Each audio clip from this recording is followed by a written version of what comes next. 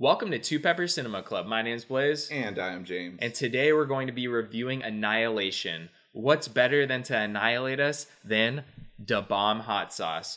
We're going to be lit up on Da Bomb and trying to give our thoughts on the movie Annihilation, Alex Garland's sophomore picture. This is the hot sauce that I've been dreading to have the most. Today we're going a little interesting. We're just getting a rolled tortilla, essentially, just dipping it right in. This is like a poor man's quesadilla, I guess you could say. Yeah, there we go. And which a lot of people have been saying, talking about poor man's, a lot of people have been saying that this movie is a poor man's Arrival. I would completely disagree with that statement. I don't know what is with this fascination with like Arrival is the most heady science fiction movie to come out recently. I should probably light myself up before I even start talking about it if you're just going to cough. But anyways, yeah, like I guess there's a lot of love for Arrival. I really like that movie. I think it's a good movie. I'm a huge fan of Denis Villeneuve. Loved Blade Runner. Loved a lot of his pictures before that. Sicario. And that has nothing to do with Annihilation. So I think that's a moot point. I don't even want to mention it anymore. I just really like that Alex Garland has made a name for himself already with his first two movies. I think he's like working his way to be the director where it's an event when a new movie of his comes out. Because that's what this is. It felt like an eventful film. It's really beautiful to see. You don't see any movies like this. This feels very dreamlike. And yeah, oh my gosh, The Bomb really sucks. What's funny is The Bomb is horrible, but Annihilation is actually really good. Yeah. I think I overall enjoyed it a lot more than most people. I know a lot of people have been saying they were disappointed because Ex Machina was something they really enjoyed. I'd actually say I think that Alex Garland really turned up the heat. He turned up the notch, kind of like Da Bomb's doing to me right now. Yep. Annihilation, I would say, is significantly more interesting. Sorry, it's significantly more interesting than Ex Machina. Yeah. I loved Ex... Dude, this gave me, like, the hiccups. I need to go to water for this one. It's fucking painful. It's the first sauce. I liked Ex Machina. I think there's a lot to do there with Ex Machina. In our previous... Shit, dude, it hurts every time, too. And in our previous series sequel, you can even see we did an Ex Machina 2 we had a lot of fun with.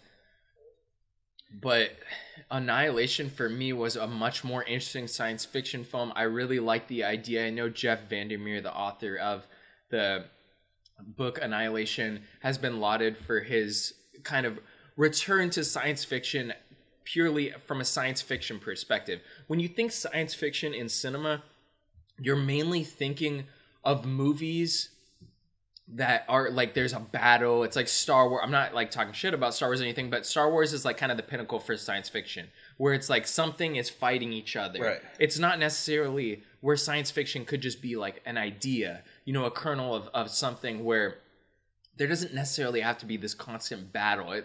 I think space opera has kind of taken over the idea of science fiction. A lot of people think of like a space opera is science fiction, but I think that this movie like really grounds science fiction where it could possibly be too. It's not as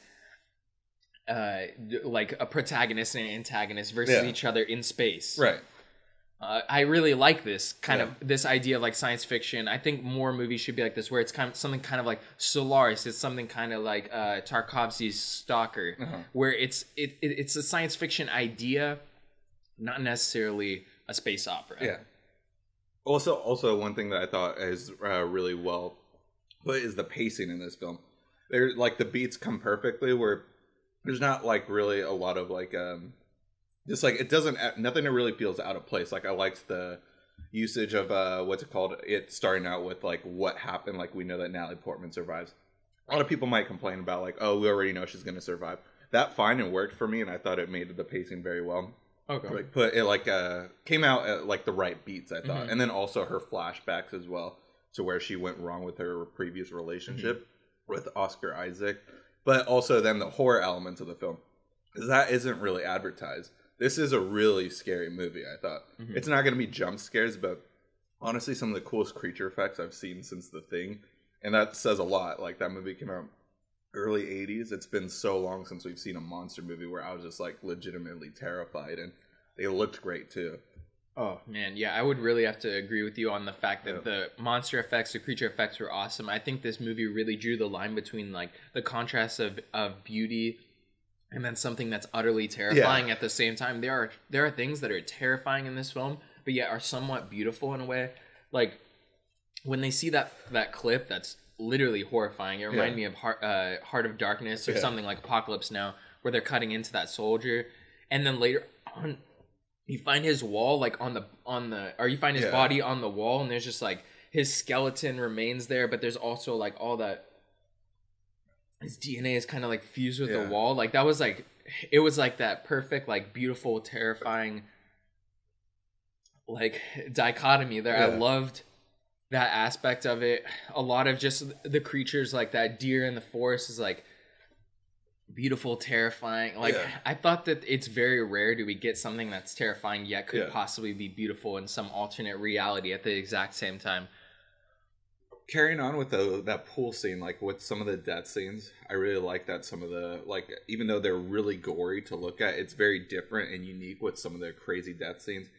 Like, don't mean to get into don't mean to get into spoilers, but like the ripping the jaw scene, like I haven't seen a murder scene like that in such a long time. Like I was just like, holy fuck! Like it's been since Drive to where I feel like I've seen something gory, but like where it didn't bother me as much. But that intestine scene, like holy shit, that's something. I think I'm scarred, bro. Like, I think I'm scarred from that, and I'm someone who enjoys like gore sometimes, but like when it looks so real, like it's so disturbing, and that was like beyond disturbing. Right. Also with the sorry. Nah, let it out, man. Let it out with that. I'm like also, Seth Rogen over here. There's a lot also that I want to discuss about the movie, but we can't really do it into like this 10-minute Two Pepper Cinema Club. This is like something that I'd actually just want to, like, please comment and talk about it with us or send us messages. Definitely. I think that would be a good place to continue the discussion when it comes to spoilers or anything is the comment section. Leave a comment what you thought about the movie, if you enjoyed it. We're down to get into it in the nitty gritty. I'm not saying that I'm fucking Socrates and shit. I'm going to break down the movie for everyone. But I've been enjoying some of the intellectual conversation about the movie. But I wouldn't say that that's really... This isn't one of those movies that I really enjoy that conversation with. I just really enjoyed the movie. I don't even necessarily feel... I was telling you, and I don't know, maybe I am daft or something. But this is a movie where I don't feel the need to really like search out that much. I really enjoyed the experience. I kind of just like... I want to see it a second time. I'm not really rushing to see it a second time. I'd be interested in seeing it a second time eventually, maybe home video or something. But I'm not necessarily like wanting to break down every single like metaphor and everything. Like I know that a lot of people have been saying like, oh well, his name's Cain, like Oscar Isaac's character. Obviously, this is a reference to possibly Cain and Abel. There are religious things in the film, like the crosses on the beach that are made of this crystalline stuff, and like the lighthouse being like the center of light, the center of origin for this possible creature. I know there's spoilers. We never said this was spoiler free. Right. I'm hoping that you did go see the movie now that you're watching this. Yeah.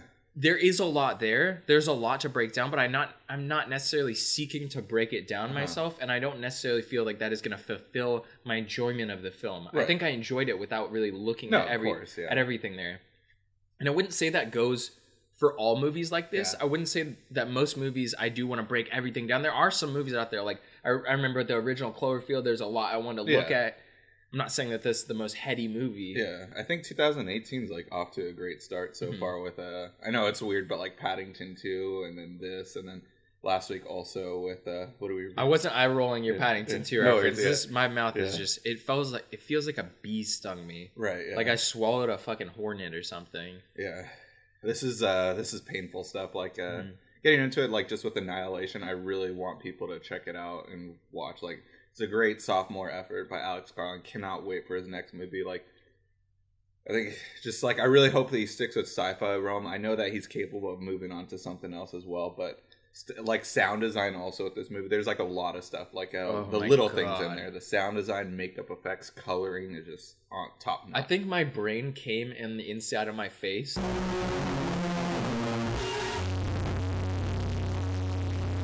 Is incredible.